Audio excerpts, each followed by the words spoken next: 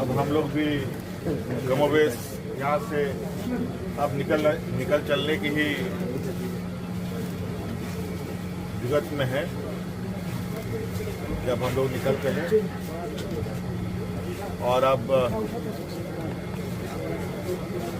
सारा कुछ घाटशिला मतदाता के बीच में अब ये चंद घंटे उनके हाथ में रहेगा और उसके बाद चुनावी प्रक्रिया प्रारंभ। 11 तारीख सुबह 7 बजे से चुनाव प्रारंभ हुआ और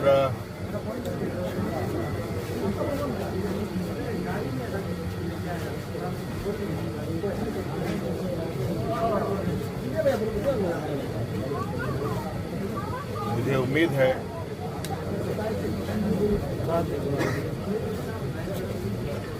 ये चुनाव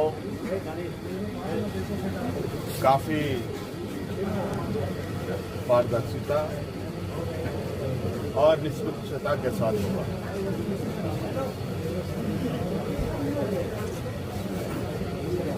और आज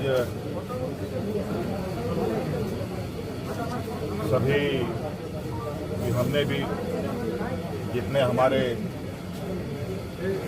नेता कार्यकर्ता आसपास अगल बगल से आए थे उनको भी हमने निर्देशित किया है कि अब अविलंब घाटशिला विधानसभा से आप सब लोग बाहर चले जाएं और अब ये पूरा का पूरा मोर्चा झारखंड मुक्ति मोर्चा का घाटशिला विंग संभालेगा और पूरे चुनावी प्रक्रिया को अंजाम तक पहुंचाएगा। हम लोगों ने लगभग घाटशिला के एक घरों तक मोहल्ले टोले गांव पंचायत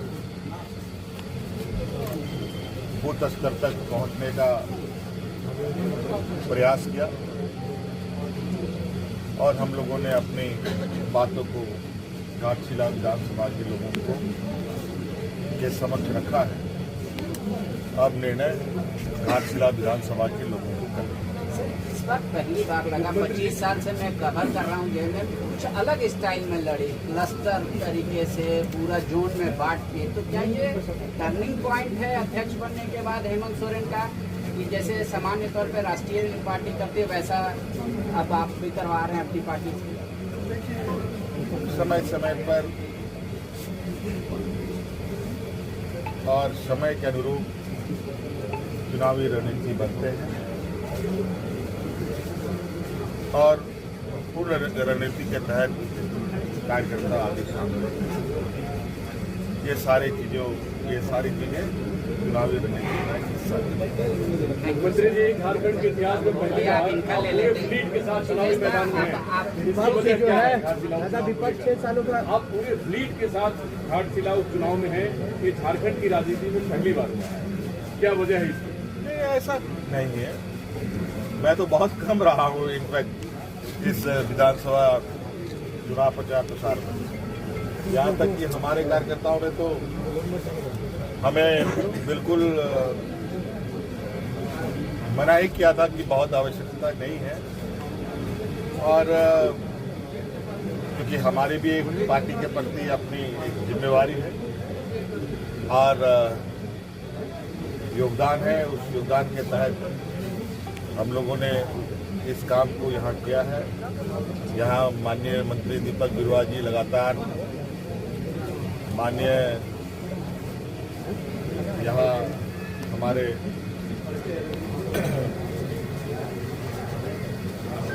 टुडू जी लगातार रहे हैं गार्जियन के तौर पर और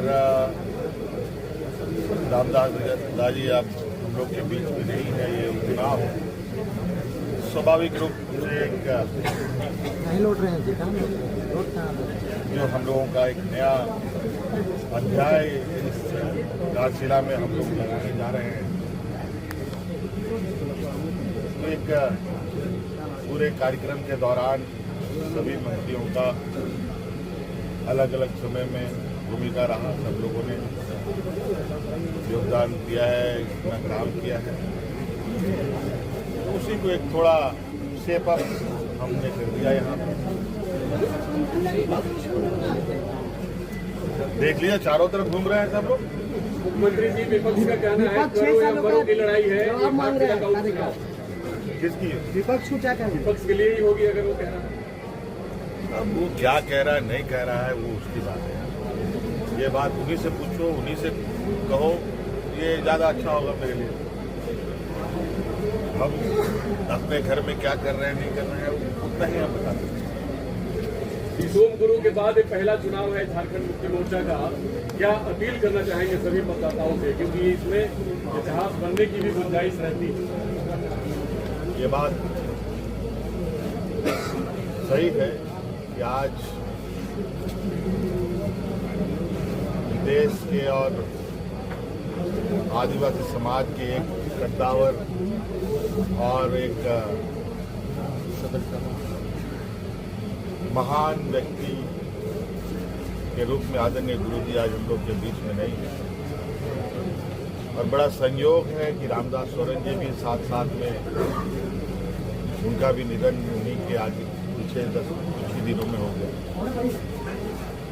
आज गुरु जी के अनुपस्थिति में ये पहला चुनाव है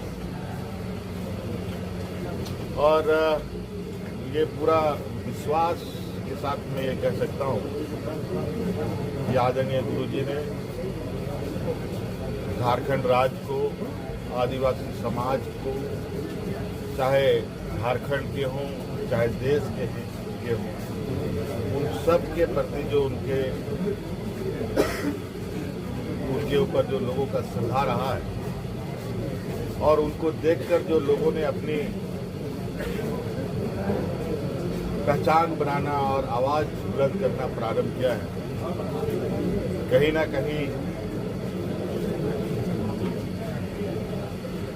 आज कम से कम इस प्रदेश में झारखंड मुक्ति मोर्चा के माध्यम से गुरुजी ने एक ऐसे सिपाहियों को तैनात किया है जहां अब गुरुजी द्वारा ट्रेन सिपाही पूरी मुस्तैदी से मोर्चा संभालने के काबिल है।